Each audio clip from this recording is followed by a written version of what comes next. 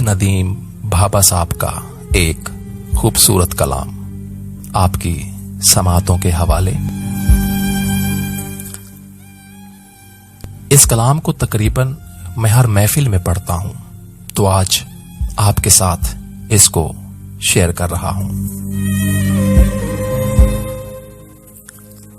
तू पुछी अपने पीर तू कि इश्क दी होंदी पीड़, किंज जिगर सड़ेंदा रात दिन, किंज कौड़ा होंदा खून, किंज अपना आप विसरदा, किंज चढ़दा ताप जनून, किंज फट फटेंदे मास नूं, किंज होंदे जख्म हरीर।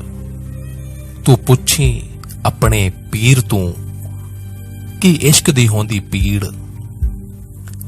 तू आखी अपने पीर नूं सानू मर्जां लगियां खास, हुण नब्जां कौन सुजान सी, सानू कौन करे सन्यास। साडे पैरी रस्सियां बन के साडी कौन कढे सी सीड़। तू पुछी अपने पीर तू कि इश्क दी होंदी पीड़।